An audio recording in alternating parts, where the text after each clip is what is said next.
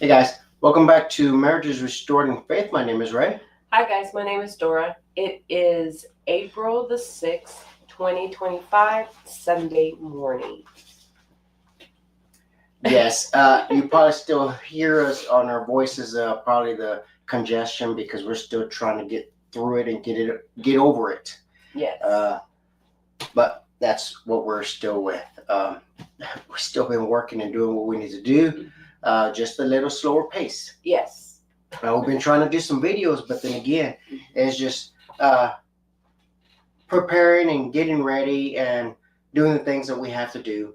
But we still try to make time to make these videos for you. So, in fact, there'll be another short video later on today. It'll be a short one.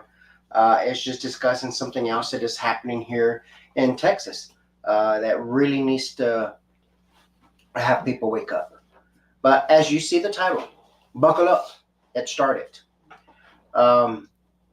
We've been mentioning this since the 2020 thing that happened. That should have woke up a lot of people, and it didn't. It has not wakened a lot of people. It has wakened some people, but not to the extent that it needs to. In fact, a lot of pastors are still asleep. And I keep bringing up pastors because they're the ones that are from the pulpit, and they're the ones that have a lot of people, a lot of influence that they can tell the people to get ready.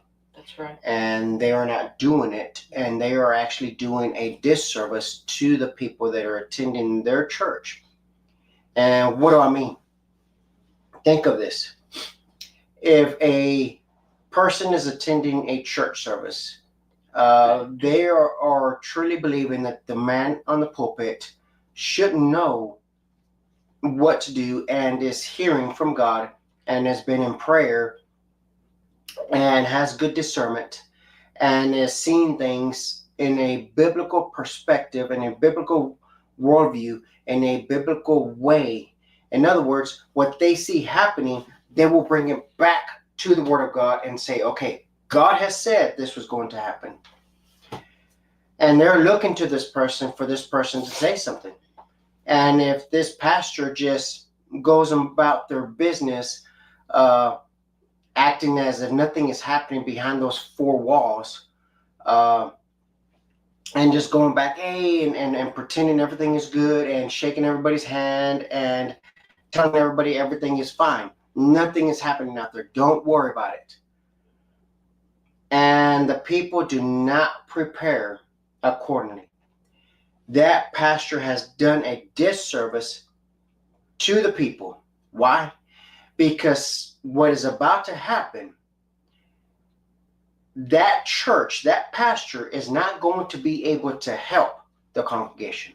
That's right. Why? That you may ask why. Why are they not going to be able to? They've received all kinds of funding. They have thousands of dollars coming in. They send all this money everywhere else. That's why. Because the money that comes in, they spend it on whether it's social media, they spend it on sending money to other organizations. They distribute that money out, and then a lot of it they just blow where they don't need to blow it. What do I mean? Some of them have all kinds of lights. They spend all kinds of money putting extra building, put all this fancy equipment, doing all this other stuff that they do not need. And then when the time comes that the people show up and say, hey, I can't afford it. I can't afford to pay my rent. I can't afford to pay my bills. I lost my car. I lost my job, and so on. And the church is going to say, well, we can't help you either. See, what they should be doing, and they should have been doing for years, is telling people to get ready and get prepared for what is coming. What they should have been doing is saying, you know what, we're going to stock up a pantry. Every week that you show up, if you could bring 3, 4, 5, 6, if some of y'all can bring a can of food each week that you come. And they would have done that for years and stock up a building of supplies, of whether it be medical supplies, medicines, whether food, your regular hygiene supplies and stuff like that. And then also say, we're going to have an emergency fund that we need y'all just to put in for this emergency fund. And this emergency fund is going to be put to the side. And what's going to happen is if any family comes and says, we lost our job, we lost our vehicles, we lost something, this is where we can come here and say, all right, this is how we can help you. We have extra food to help you. But the majority of the churches don't have that. No, I would say 98 point something percent probably don't. I would agree. Yeah. I would agree. Because what we see is wasteful spending. That's an introduction. Mm-hmm. Buckle up. It started. And what do I mean? We got 1, 2, 3, 4, 5 videos, 6 videos, 1 article to share with you. And by all means, this is not to alarm anybody to say, you know what, I got to go stock up, I got to go spend everything I have. No, by all means, no. We should have been doing this for years already. We've been warning about this for years. Let me share something with you.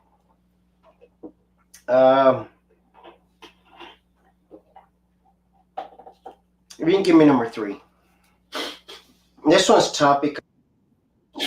This is these storms have been going around a lot, and I guess we just lost some people already.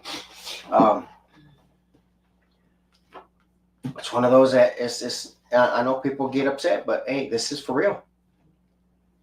This is, well, I'll go ahead and play this. We'll go ahead and play this. So this is what a big tornado can do, and we now have more details about 2 tornado-related deaths happening early this morning, or actually early Thursday morning in Fayette County. The sheriff's office confirming 48-year-old Trey Yeager and his 16-year-old daughter Adeline were killed when an EF3 tornado hit their home on Sweet Road. WRG's Mike Sirianni is in Fayette County and has more on the tragedy. Well, as you can see, there is total destruction and complete heartbreak at this location on Sweet Road in Fayette County. This is where the National Weather Service says an EF3 tornado obliterated this mobile home with 5 family members inside. The Fayette County Sheriff confirming 48-year-old Trey Yeager and his 16-year-old daughter, Adeline Yeager, were killed Thursday. Yeager's wife, Courtney, is hospitalized in critical condition. 20-year-old Samuel Yeager and 12-year-old Thomas Yeager escaped and were not seriously injured. They were nice people, real sweet people, young people. They attended our church, sometimes more than others, but they attended our little church over here, Hickory Road Baptist.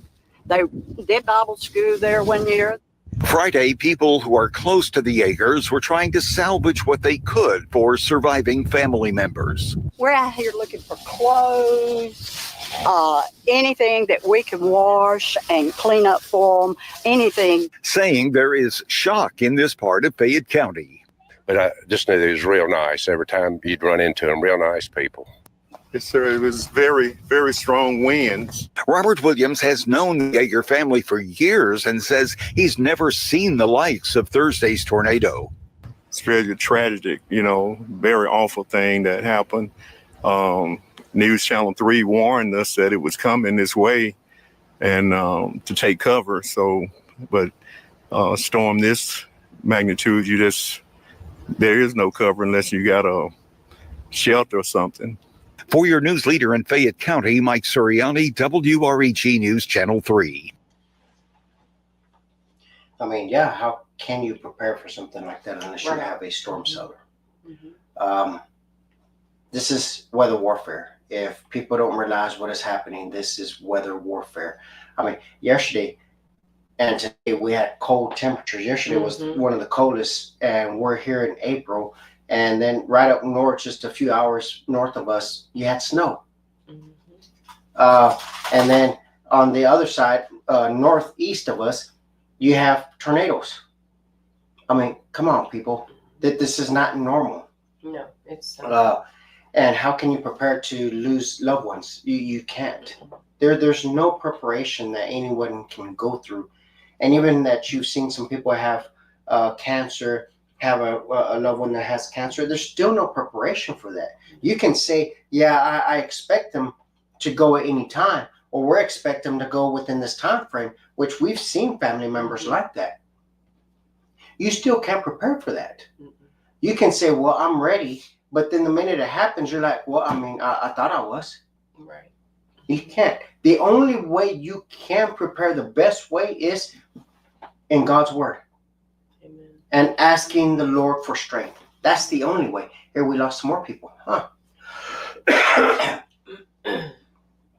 I guess people don't want to hear buckle up. It started. So let me show you something else. If we can show you, let me give you the short one first. And you give me number 2. And this is what they are telling people to go do. This is, and by far, this is the worst thing that people are doing right now. This is the worst advice to do at this time. And this is what they're telling them to do. Well, Mia, all the vehicles in this lot right now that you see are pre-tariff price, meaning that they're not subject to the new 25% tariff rate. Dealerships say it's not really until this summer when we'll see the impact of the new tariff, when these vehicles are replaced by newly imported vehicles from outside the U.S. Let's test the waters. Let's see if I can get something before it's too late. Elmer Cruz is looking for a new car. He wants to buy it now before consumers really feel the impact of the 25% tariff rate on vehicles imported into the U.S. I mean, with everything going on, with the tariffs and everything, I feel like it should be the ideal time for people to be doing these things. In fact, dealers say buyers are flocking in right now. And is that something that you're seeing here? Yes, we are seeing an increase in activity. Gilman Automotive Group COO Patrick York says they're moving vehicles, but he adds vehicles coming from outside the U.S. hitting lots in late May or early June will be pricey. How much more expensive are you expecting the vehicles to be? You know, it's very hard to say at this point because there's a combination of factors that are going to affect pricing. York says while more manufacturing in the U.S. is good, he expects tariffs to have a lasting impact. It'll cost more to build the cars, and that cost will ultimately end up making it more expensive for the dealers to have inventory, and that pricing will be passed along to the consumer at some point. And some automakers are trying to help. Ford announced a new promotion promising employee pricing to all customers from now to June 2nd. I mean, just think about that. I mean, we're going to show you another video here in a second where he talks about that it's a $77,000 car and it increased $30,000. So now you're looking at $107,000. So let's just put that in perspective. You're going to go buy a brand new car at $77,000. Why? I mean, just really think about that. These people are going, and we're going to show you another video where they're talking about it. They have increased on sales because people are running in fear to go buy a brand new car when you can just do maintenance on your old car. Mm-hmm. We have some old cars. We have a 93 Blazer. And it runs great. Everything works in it.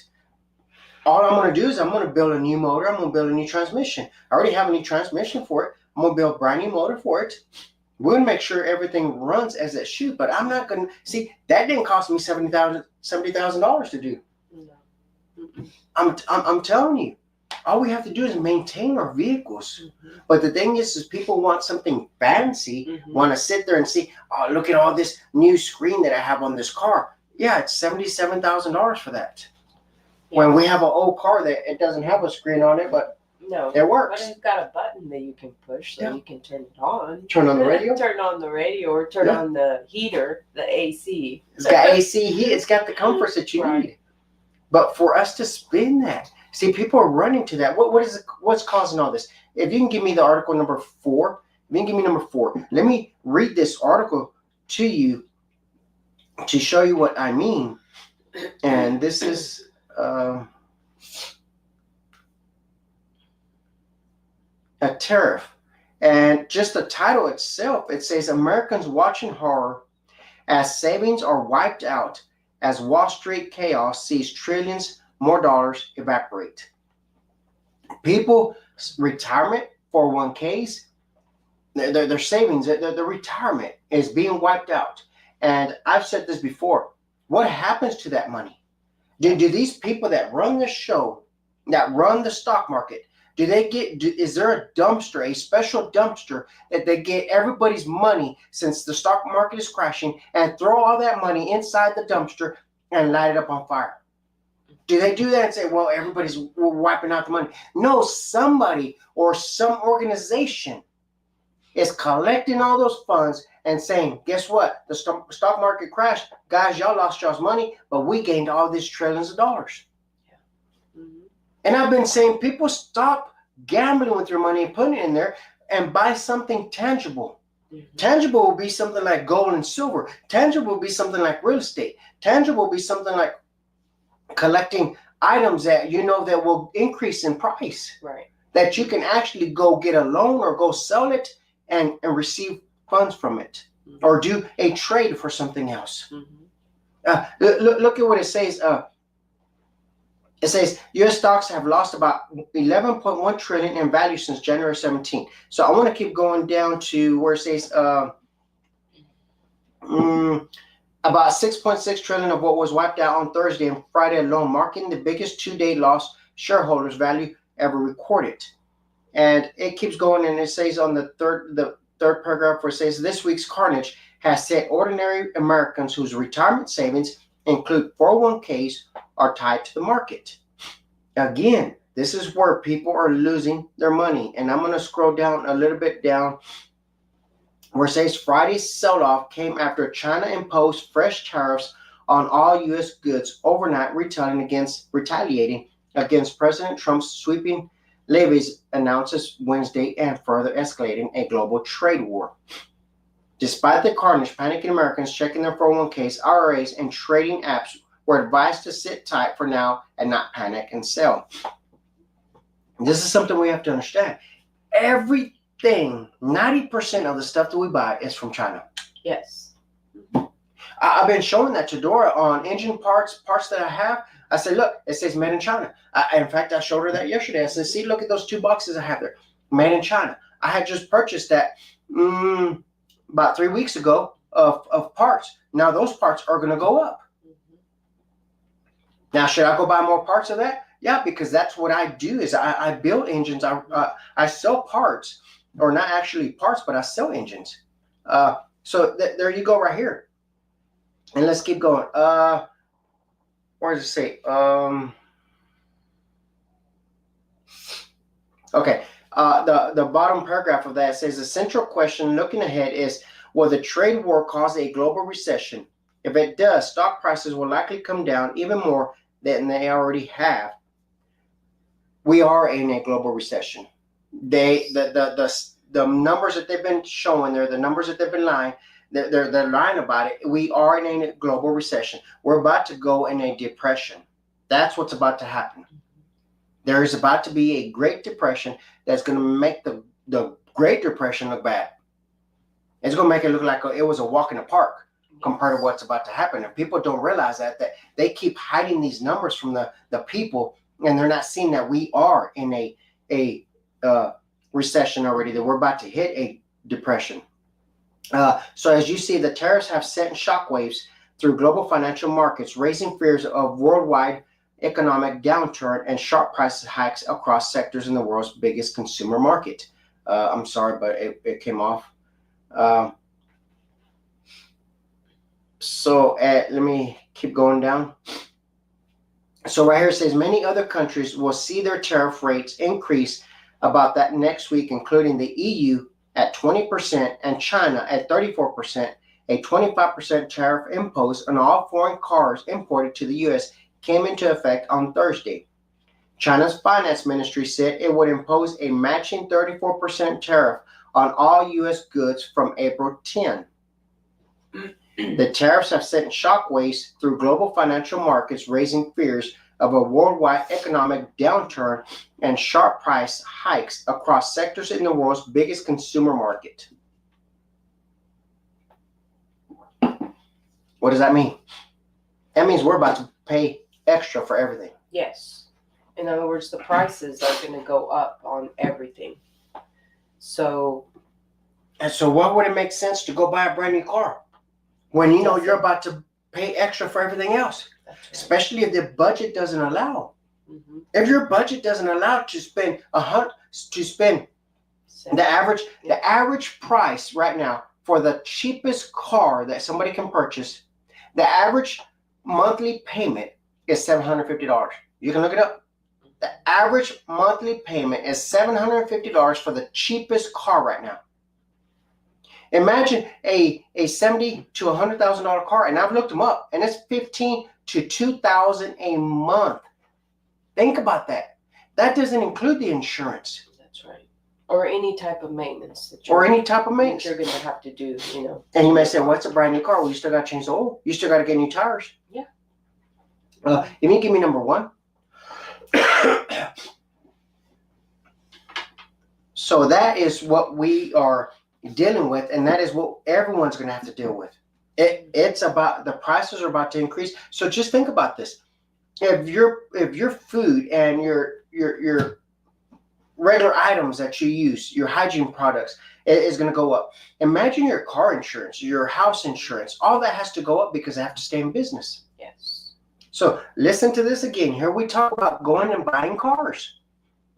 The president's wave of new tariffs includes a 25% hike on all imported cars, and that just kicked in overnight. CBS News Money Watch correspondent Kelly O'Grady shows us how that means many car buyers are rushing to buy before the prices go up in the dealerships. At this car dealership in New Jersey, Tom Aioli says there is a flurry of activity going on. Customers are in a panic. There's a frenzy going on. They want to buy cars before the tariffs hit and prices go up. Maioli is the owner of several new and used car dealerships in New York and New Jersey. Need a strong close. We first visited him at the end of last year. We first met back in December when tariffs were originally announced. How has your business fared since then? It's doing great. New car sales are up. Used car sales and prices are up because consumers need vehicles. But with President Trump enacting a 25% tariff on all imported cars, he expects drivers to see a big price increase. In this specific dealership, about 30% of the inventory is assembled in the U.S., but parts come from all over the world. So all of them are going to be affected by the tariffs. This is a $77,000 MSRP car. So a 25% increase on this is approximately $20,000. Maioli says there's a steady and increased number of shoppers wanting to beat the tariff deadline. I don't have anything on the ground. No. We met a couple wanting to avoid the higher prices. This was the incentive to go a little bit sooner. Maioli has stocked up on parts to keep repair prices unchanged for as long as possible. You have a rotor here and you have a disc and the brake pads are in here. Most of these parts come from Mexico and China. With the 25% tariff, what could that do to the cost of the brake? 25% increase of the car parts, and you're talking about a 25% increase of the repair. It's going to be another $500 to get your brakes repaired. More than 50% of cars sold in the U.S. last year were made in the States. But automakers still rely heavily on manufacturing plants in other countries, especially Canada and Mexico. The Trump administration hopes to incentivize more domestic production, but that will take time. You're talking 2 to 3 year cycle. So we're going to do major damage to the economy and the consumer. You're a longtime supporter of President Trump. Yes. What are your thoughts on how he's handling tariffs, particularly in the auto industry? Well, listen, if I were to sit at the table with him today, I would ask him to reconsider his position. And I would say that he needs to do this with a carrot and not a stick. Well, people don't understand that in the first place, we should have been having American-made stuff. Yes. Not have everything imported. And this is the issue that we're having right now. Everything is imported, and we're going to pay for it. Yeah. Mm-hmm. Because people have gone out of business because people want to go buy something cheaper. And in fact, I had the discussion a few weeks ago that I discussed it here, that people at work will rather shop at Amazon and go order from some other country because it's cheaper than to buy American made. Well, guess what? It's not going to be cheaper anymore. No. It's about to increase. Oh, yes. And yeah, I was wrong. It was $77,000, and then there was a $20,000 price increase. So is it $97,000? Imagine that, paying $97,000 for a car. A regular car. That's like yeah. paying $1,100-$1,200 a month depending on the interest rate. That's ridiculous. Spending $100,000 on a car. More in my house. Definitely. So, the shift of this is completely wrong as to, the consumers out there wanting to go get a new car instead of going and stocking up on the food, because the food is what's going to substance you, in the long run. Yeah, instead of sitting back and saying, okay, honey, we need to get together. We need to figure out how to do a garden. We need to see how we can start growing our own food. We need to see if we can get some supplies in. We need to start stocking up on essentials that we will use. The car, as long as they get you from point A to point B, it doesn't matter what it looks like. In fact, I should show you some of my ugly cars that I have. I have 2 ugly vehicles in the back in my shop. One's an ugly Blazer and one's an ugly truck. In fact, I had a discussion with a machine shop this Friday, and he was discussing about how he had an ugly truck. And I said, yeah, I have an ugly truck, but I'm going to keep it as an ugly truck. I mean, I don't need to be spending thousands of dollars on a paint job.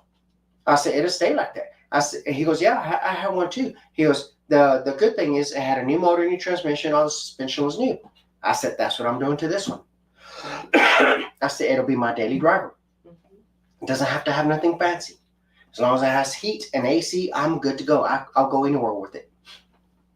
I didn't spend $70,000 to $100,000 on it. That's right. In fact, some of that stuff is used stuff that I've had in the shop that I just put together.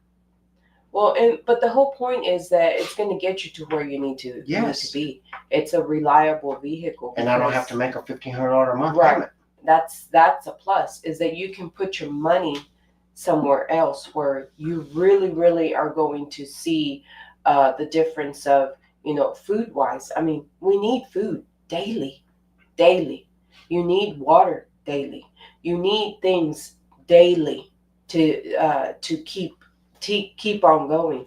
And that's what we're getting at, is that this shift, don't do what everyone else is doing. Because well, I mean, did you see what they're doing here? They're actually getting in debt instead of getting out of debt. Right. I mean, that's something me and Dora had talked about. Get out of debt as much as you can, as fast as you can. Right. But these people are actually getting in debt. And I'm talking about big time, because we just saw what it was. Because all of that is those prices are going to go up. There's nothing you can do about it. There's nothing we can do about that. But what you can do is prepare, because the food industry, everything else, your household items, clothing, hygiene, all that stuff that you daily use every single day that you go through. In fact, we didn't even hear them talk about for you to stock up, for you to get essentials, for you to learn a new trade. None of that. No, go buy a new car. Doesn't that seem like a setup to get you in the hole, to get you going in the wrong direction? Why didn't they say, learn a trade, for instance, learn how to sew so you can sew your own clothes, because clothing is about to go up. So then you can buy your own material and start making clothes. Right. Learn a trade of either doing extra mechanic work, doing some air conditioning repairs, something like that. Why not learn a trade, invest in a trade that will bring you extra money, instead of saying, let's go buy a brand new car. We need to hurry up and go buy a brand new car. Did you know that the minute you buy that car, that brand new car, and you drive it off the lot, it loses 20% of its value, and you can go do that search and you can find it. Think about that. So if you bought an $80,000 or $100,000 car, the minute you left that lot with that $100,000 car, you were negative $20,000 already. Think of that. Yeah. You were negative $20,000 off of that car, and you still owe $100,000 on that car. Mm-hmm. You can do that research yourself, and you can see the dealership won't tell you that. A salesman won't tell you that. A salesman that used to be a salesman will tell you that. That's right. Mm-hmm. I'm telling you, this is the time that we really have to prepare. We have to sit back and have a discussion with your spouse, with your family, and say, okay, we're going to tighten up some things around here. Our budget's going to change because everything's about to go up. Mm-hmm. And we need to make a list of the essentials that we have that we may have to go buy a little bit extra and stock up on it. Because if you stock up on it now, you won't have to pay that price, as we've been mentioning for years, that if you stock up on supplies, you won't have to pay that increase on that price when it comes to it.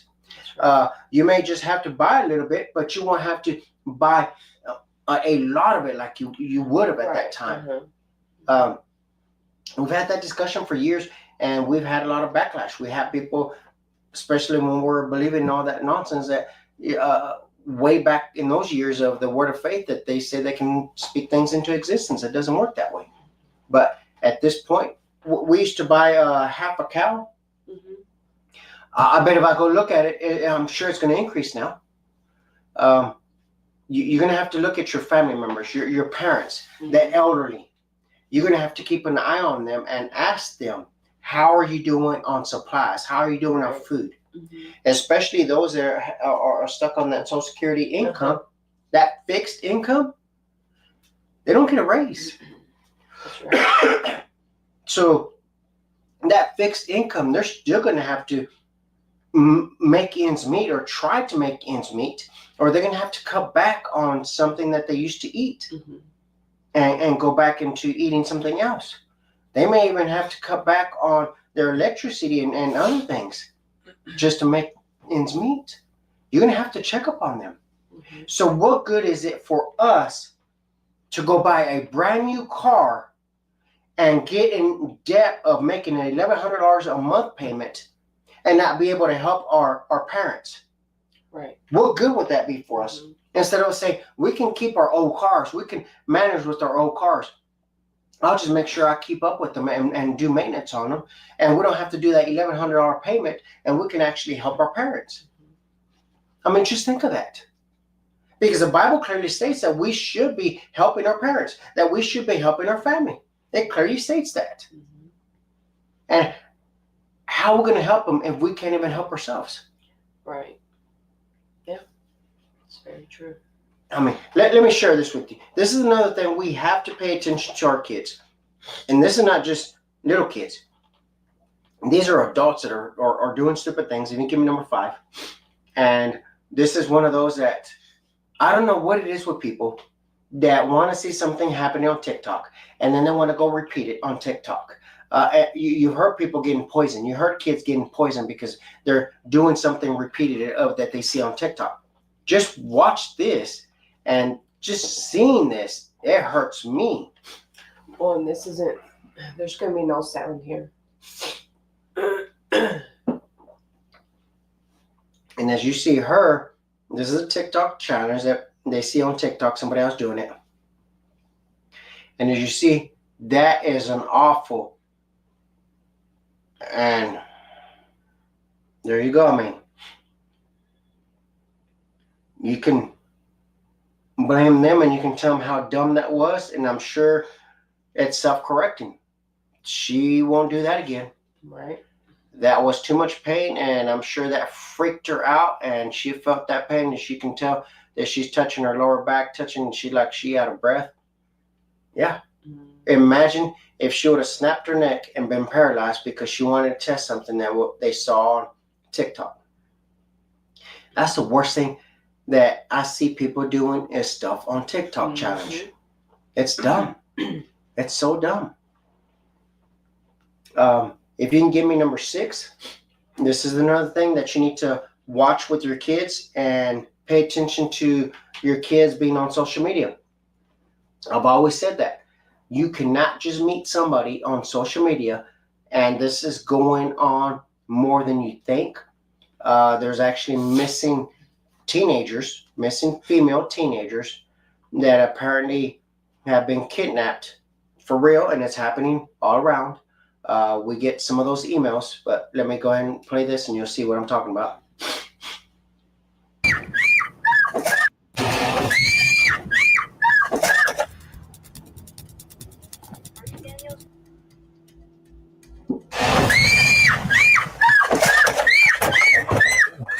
up. It's your mother or father. Jenna, look, turn around. Turn around. What are you thinking?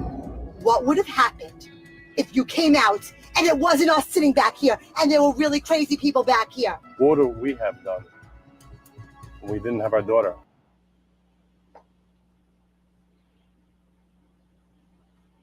And then, of course, my daughter was reading through the comments and she goes, you know, some of those people are upset because they said they traumatized her. Well, I see it as a lesson that she will I not see forget. it as a huge lesson.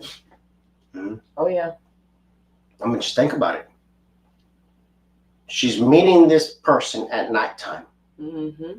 What is she thinking? That they're just going to go party and everything's going to be fine? She's going to come back? No. They're actually doing these kidnappings. They're actually doing these, what do you call it?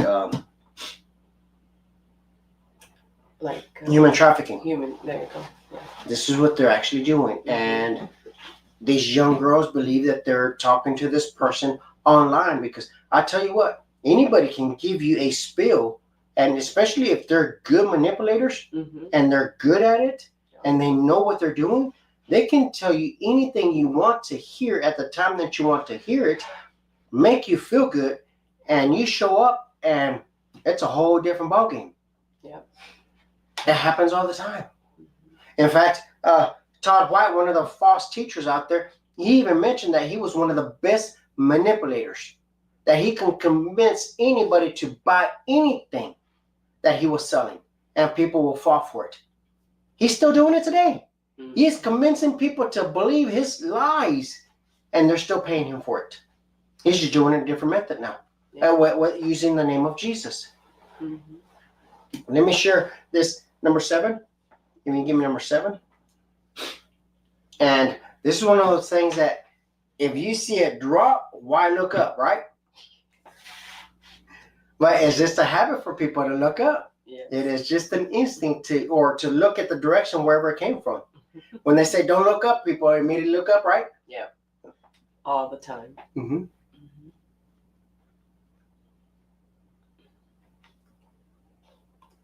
But recently they found that controversy has come home to roost in their very own backyard. An infestation of Canadian brown finches, which is a small bird. I guess I should have seen that one coming, huh?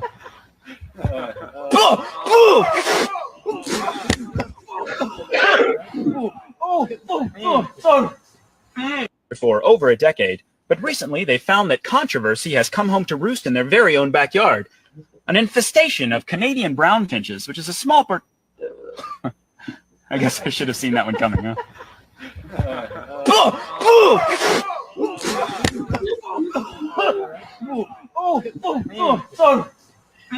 For over a decade. Yeah, you know, it's so funny, but you know that guy has never looked up again. Right. He will never forget that. He'll never forget that. It's just one of those things, especially when it's live on TV, there's no going back. There's no going back. That's right. People will be like, we need to change screens, we need to cut. Oh, man. That is funny. Good thing somebody had water there. He don't even know whose water it was anyway. No, Just give me I don't care. Let me just rinse my mouth out. Well, guys, this is not time to panic. Hopefully you've been listening, and hopefully you've been stocking up. Hopefully you've been prepared. Hopefully you've been getting out of debt as much as you can. There's just some debt that you can't get out of. For instance, a house. I know some people still have mortgages, and the sad part is there's people actually using credit cards to finance their food. My suggestion is get a second job. Get a trade. And I'll tell you, I have a second job. I think you've always had a second job. I've always had a second job. Yeah, we have to make a little extra money to pay extra things and get out of debt.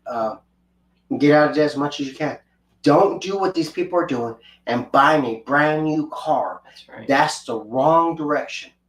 Wrong direction. Just think about it. If you didn't have a $1,200 payment, and then you go get a $1,200 payment for a car, and everything else starts going up, are you going to be able to afford everything else as it goes up? That's right. Yeah. Yeah. And guys, also, Think of it this way, yes, does it take time for some people to wake up and to, yeah, because a lot of times it takes for them to be hurt in their pocket, money wise, for to them to start seeing change instead of, people saying ahead of time, hey, this is what you have to do, because it's coming.